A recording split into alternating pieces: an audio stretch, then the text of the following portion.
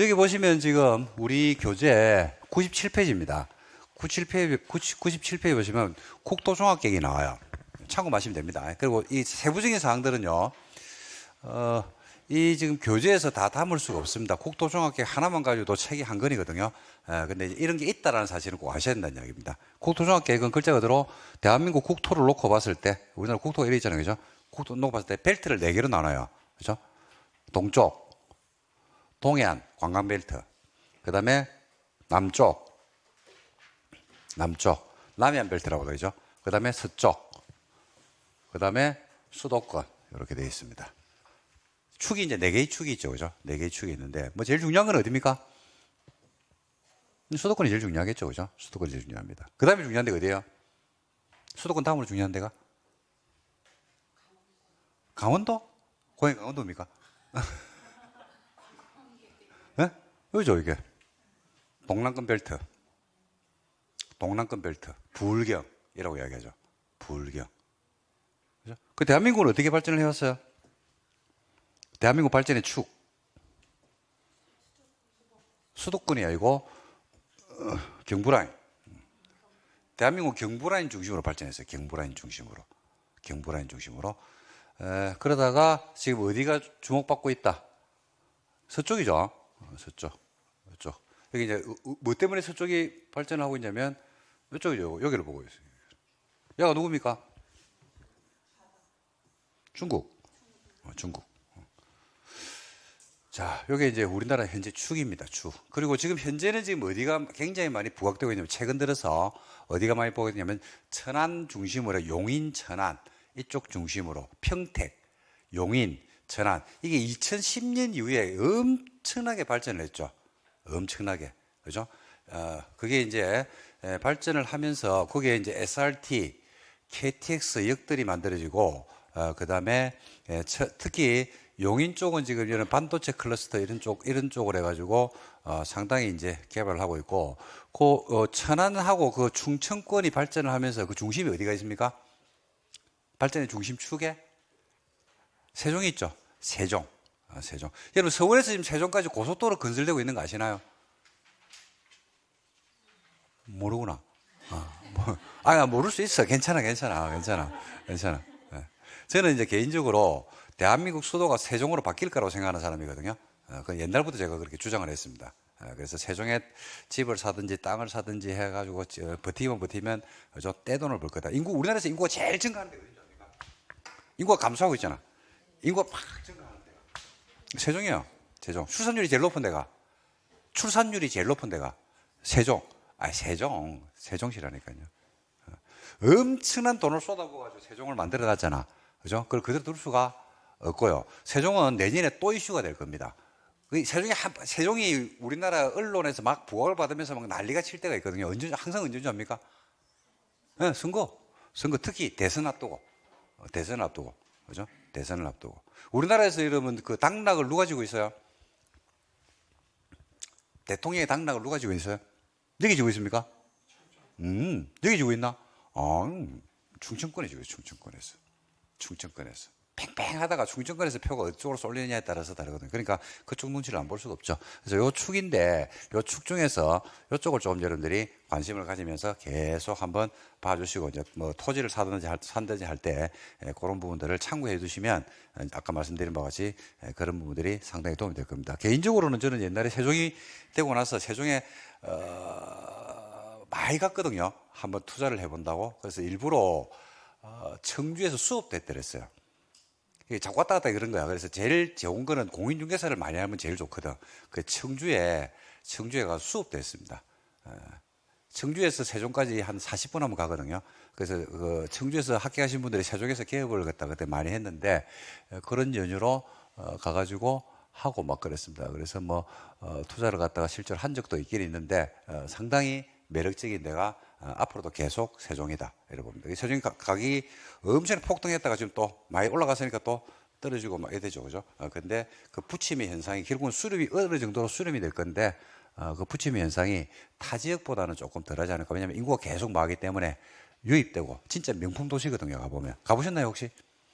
한번 가보세요. 한번 가보시면 도시가 어떻게 얼마나 활발하게 바뀌고 하는 것들을 눈으로 한번 확인할 수 있을 겁니다. 그래서 벨트가 4개의 벨트가 있고 그 중심에 그죠? 중심에 물론 수도권이 있습니다만 앞으로는 세종 쪽 그리고 이제 부울경 이쪽도 그죠? 지금 부산 엑스포하고 뭐 이런 등등을 놔두고 상당히 주목받고 있는 도시입니다. 아시다시피 뭐 각종 산업들 그죠? 우리가 울산에 보면 현대중공업, 현대자동차, 그다음에 각종 SK 정유라든지 그죠? 그런 화학 정유 이쪽이 다 있고 그다음에 대한민국 생산하는 물건들을 어디에다 실어 나릅니까? 부산에서 다 실어 나르죠. 그죠? 그리고 거제 그다음에 우리가 옆에 있는 창원 기계공업 우리나라에서 제일 많은 기계공업이 있는 데가 창원과 김해 쪽입니다. 김해 쪽 조그마한 공장들이 제일 많은 데가 거기거든요. 그런 기계공업 중심으로 발전이 되고 있으니까 이제 여러분들이 개인적으로 공장지대나 이런 것들에 관심은 뭐 그런 부분들에 관심을 가지면 좋지 않을까 생각합니다. 그래서 축이 이래 있다라는 얘기입니다. 이게 몇 페이지에 있는 거냐면 9, 7페이지에 있는 겁니다. 자, 설명드린 내용들이 정리가 좀 돼 있는 거거든요. 그래서 여기 나와 있죠. 평택을 갖다가 이제 예를 들었는데 평택을 예를 들었는데 요게 도시군 도시 기본 계획이 있습니다. 기본 계획인데 요 어디에 가면 되냐면요. 어느 도시든지 마찬가지입니다. 요 홈페이지입니다. 평택을 예를 들었거든요. 시청 홈페이지에 가면 요게 지구 단위 계획도 있고 다 있어요. 그래서 여기서 열람을 해가지고 한번 관심 있는 지역이 있다 그러면 한번 보시면 되고, 그리고 일부는 좀 관심이 가는 데들은요, 유튜브에 보면 한 20분, 30분 정도 해가지고 전문가들이 도시 계획을 전문하신 분들이거든요. 그런 분들이 그 도시 기본 계획을 쭉 설명해 주면서 그 도심의 축이 어떻게 바뀔 것이고 인구 변화는 어떻게 되고 도시가 계획으로 잡은 건 어떻게 되고 하는 등등이 쭉 나오니까 그런 것들을 한번 봐두시는 것도 상당히 도움이 되지 않을까 이렇게 생각을 합니다. 자, 그 다음에 발전축이 있습니다. 이거 평택인데 평택의 발전축입니다. 발전축인데 이렇게 잡아놨죠. 그죠? 여기 지금 평택은 제가 잘 모릅니다. 위치를 잘 모르는데 평택이라는 도시가 이렇게 생겼답니다. 그래서 행정문화 도심 중심으로 고덕, 송탄, 남평택을 갖다가 발전시키겠다. 그러니까 여기 뭐가 들어올까요? 행정문화 도심이니까 시청하고 이런 것들이 들어오겠죠. 그죠? 그러고 도로망을 이렇게 깔면서 물류 관광이라든지 이런 걸 중심으로 해서 발전을 시키겠다. 이렇게 이제 잡아놨답니다. 그럼 결국은 내가 만약에 어떤 물건을 봤는데 그 물건이 여기에 있는 물건이 있고 여기에 있는 물건이 있더라라고 한다 그러면 어디에 관심을 가지는 게 맞습니까? 이런 데 관심을 가지는 게 맞다는 이야기죠. 이게 이제 제일 기본이 되는 가장 이런 상황인데 이런 것조차도 확인하지 않고 그냥 물건만 보고 가격만 보고 들어가는 거는 아니지 않느냐라는 말씀을 꼭 드리고 싶어서 그래요. 그래서 이런 것들이 뭐 대한민국 전체를 분석한다 그러면 이것만 가지고도 1년을 수업해도 모자랄 겁니다. 그러니까 그 지역마다 다르기 때문에 그래서 이런 축이 있다 어디든지 다 있습니다. 이거는 어느 도시든지 다 있거든요. 어느 도시든지 다 있기 때문에 꼭 이걸 어떤 지역에 투자할 때는 그 지역의 넓은 개념들을 한 번쯤은 확인하고 가는 거 이런 게 필요하지 않을까 이렇게 생각을 합니다. 자, 그 다음에 넘겨주시면 나머지는 쭉 나옵니다. 그 지도가 나와 있는 것들이 몇 개 있더라고요. 그 다음에 이제 수도권은 세 가지 권역으로 나누는 건 아시죠? 과밀억제권역, 그 다음에 성장관리권역. 그러니까 글자 그대로 과밀억제권역은 사람이 많이 모여 사는 곳이 과밀억제권이죠. 여러분들이 살고 있는 여기가 과밀억제권역입니다. 그죠? 성장관리권역은 한참 크는 데입니다. 화성, 오산 이런 데. 그죠? 그리고 자연보존권역은 서울에 한강이 있잖아요. 그죠? 한강 수계를 따라서 한강변을 보호할 필요가 있을 때 지정하는 것을 자연보존권역이랍니다. 그러니까 개발이 많이 돼요? 안 돼요? 잘 안 되죠. 그죠? 잘 안 됩니다. 그래서 양평이나 여주, 가평 이런 데가 있습니다. 그러니까 수도권에서 여러분 상대적으로 저평가된 곳이 지금은 아닌데 옛날에 한 10년 전에 있었어요. 어디 수도권 안에서 어디가 좀 저평가됐습니까? 위치라든지 입지에 봤을 때. 네? 하남하고 남양주. 하남하고 입지가 되게 좋아요. 하남하고 남양주는. 하남에서 여러분들 강남으로 바로 안으로 바로 들어가 봅니다. 그죠? 남양주도 바로 어디로 들어온다? 서울 안으로 바로 들어오죠. 그죠? 굉장히 넓죠. 그런데 자연보존권역하고 붙어 있거든요. 그래서 입지는 좋은데 개발을 갖다 많이 막아놨다 그랬어요. 근데 이제 2010년을 지나면서, 그죠? 남양주하고 하남 쪽에 신도시가 건설이 되면서 그걸 일부러 풀어버렸죠. 그러면서 발전이 엄청나게 됐습니다. 지금도 하남 쪽은 상당히 긍정적으로 보고 있고, 하남은 강남권입니다. 강남권. 그죠? 어디하고 붙어 있어요? 송파구하고 붙어 있죠? 또 어디하고도 붙어 있습니까? 강동구하고도 붙어 있어요. 그죠? 그래서 뭐 흔히 강남 3구, 강남 4구 이렇게 얘기할 때 우리가 하남이 일부는 포함돼 가지고 들어옵니다. 그러니까 땅도 넓고 남양주도 땅도 넓고 그러니까 수도권을 보실 때는 그런 것들을 참고해 두시면 좋지 않을까 이렇게 생각합니다. 그래서 권역을 성장관리권역 들어보셨죠? 과밀억제권역은 다 들어보셨을 거고, 자연보전권역이랍니다. 자연보전권역. 자연보전권역은 한강 수계를 따라서 한강변을 보호할 필요가 있는 것을 지정합니다. 규제가 상대적으로 심하다 안 심하다? 심하겠죠. 굉장히 심합니다. 이거는 그렇게 참고하시면 되겠습니다. 자, 그 다음에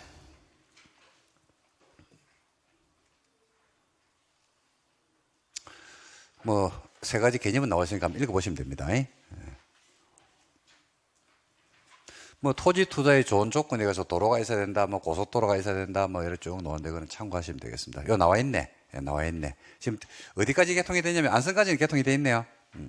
구리에서 출발해 가지고 어디로 날아간다? 세종으로 날아갑니다. 세종으로.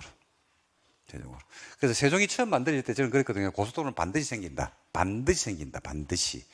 그러고 나서 좀 있으니까 발표를 하더라고요. 발표를 하는데 지금 최종 완성이 2025년 세종까지 개통됩니다. 그러면 이제 구리 쪽에서 날아가지고 세종까지 한 방에 날아가는 거죠.